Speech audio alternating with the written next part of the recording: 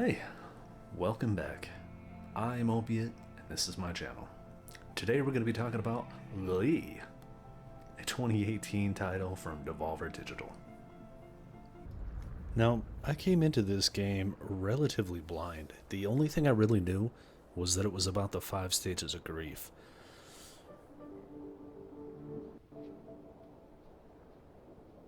Now, I would say that the game doesn't really hold your hand, but there isn't a difficulty setting, so aside from the 1 or 2 buttons it takes to play the game, you're not going to have a hard time. Now, one thing I do admire, the camera work is amazing. The way it constantly pans in and out, giving you a better scope of exactly what you're doing and what you're dealing with. I mean, some of these landscapes seem monumental.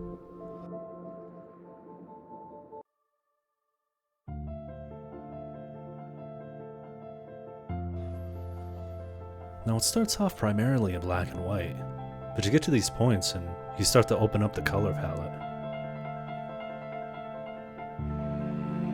Each one changes the world just a little bit.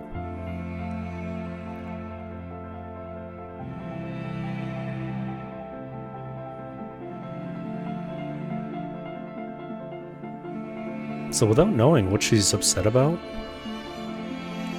after seeing the statue with the longer hair and the character with the shorter hair, I kind of thought she was just traumatized by a bad haircut.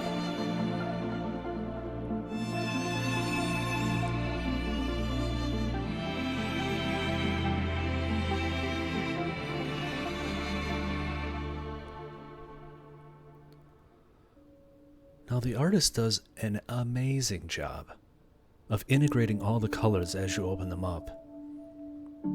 The way they're able to blend the previous palette with the new palette is the next level.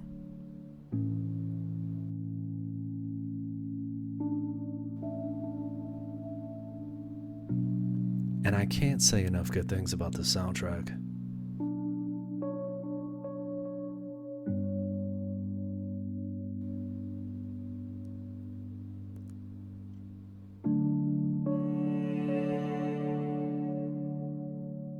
As you progress through, you'll also have access to some abilities.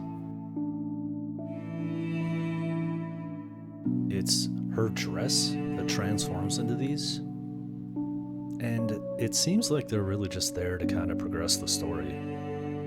It's certainly not as deep as a Metroid or Castlevania.